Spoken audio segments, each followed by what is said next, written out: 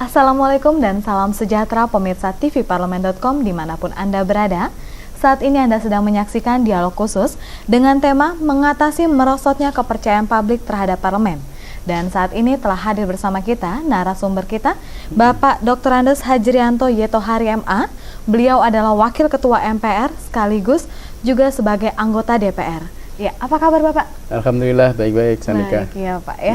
Iya, ini kepercayaan publik ini terhadap parlemen agak menurun Pak. Kira-kira menurut Bapak ini Bapak setuju tidak? Ya, memang kepercayaan publik terhadap parlemen mengalami penurunan. Tetapi sebetulnya tidak sedramatis seperti yang sering diungkapkan beberapa tokoh akhir-akhir ini. Kenapa? Oleh karena sebetulnya kehidupan parlemen kita dari sejak dulu itu belum pernah istimewa, ya, belum pernah sangat bagus, itu belum pernah. Pada masa penjajahan Belanda, parlemen itu diberi nama Volksraad, ya. Jadi itu parlemen zaman Belanda itu anggota-anggotanya diangkat oleh pemerintah kolonial Belanda. Itu dulu juga mendapatkan cemoohan sebagai komedi omong. Komedi omong itu ya itu ungkapan yang bersifat pejoratif untuk mengolok-olok parlemen pada masa itu. Bahkan bukan hanya komedi omong, seringkali juga disebut komedi ompong. Artinya sebenarnya dia tidak punya gigi karena anggota parlemennya diangkat oleh pemerintah kolonial Belanda. Kemudian pada masa Orde Lama, itu parlemen kita juga diolok-olok juga. Dulu disebut sebagai parlemen Yesmen. Parlemen yang kerjanya itu cuma menyetujui saja apa yang dikatakan oleh presiden. Maka disebut parlemen Yesmen. Tukang mengatakan yes atau ya saja apa yang dikatakan oleh pemerintah.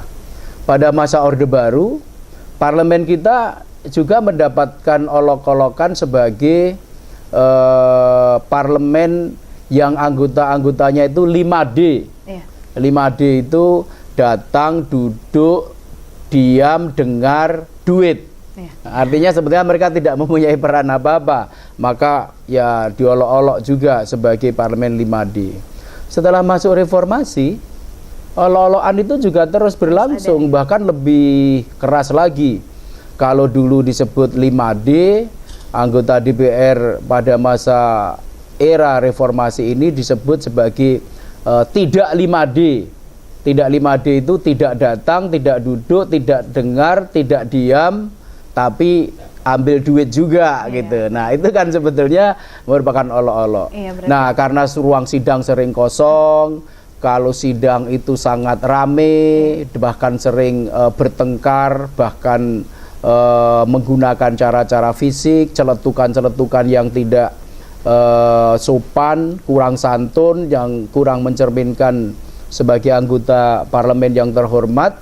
Sementara di pihak lain produktivitas untuk membuat undang-undang dalam rangka pelaksanaan fungsi legislasi itu juga tidak seperti diharapkan. Maka sempurnalah kritik-kritik kepada parlemen yang akhirnya membawa pada situasi di mana kepercayaan publik kepada parlemen itu terus semakin menurun dan semakin merosot. Baik, ini dari awal Pak ya berarti ya untuk parlemen kepercayaannya ini oleh publik merosot ya Pak ya. Lalu menurut Bapak akibatnya kalau masyarakat tidak mempercayai parlemen kembali Pak?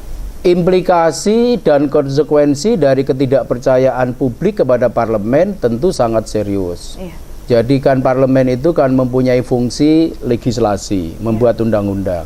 Kalau kepercayaan publik kepada parlemen runtuh, maka akibatnya kewibawaan undang-undang yang dibuat di DPR, karena DPR memegang kekuasaan membentuk undang-undang, akhirnya juga sangat rendah.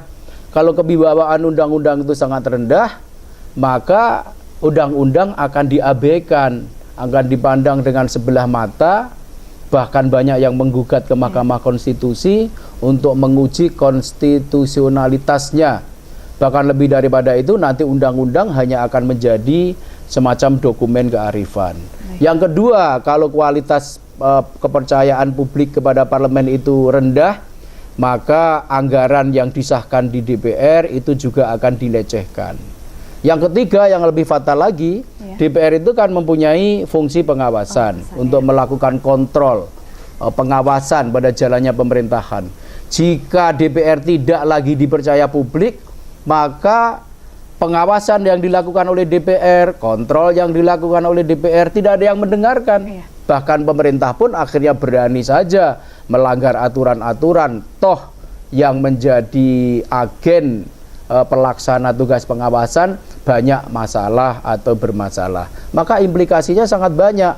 Bahkan bisa jadi nanti kalau sampai DPR ini mengalami krisis kepercayaan yang luar biasa parah, maka masyarakat atau publik akan mencari saluran-saluran yang ekstra parlementarian.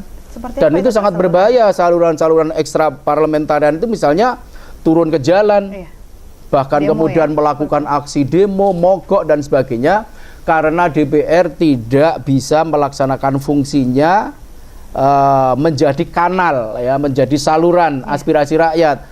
Buntu atau mampet, stagnan di situ, maka protes-protes publik akan mencari salurannya sendiri. Dan ini berbahaya. Maka dari itu parlemen tidak boleh meninggalkan fungsi kritisismenya.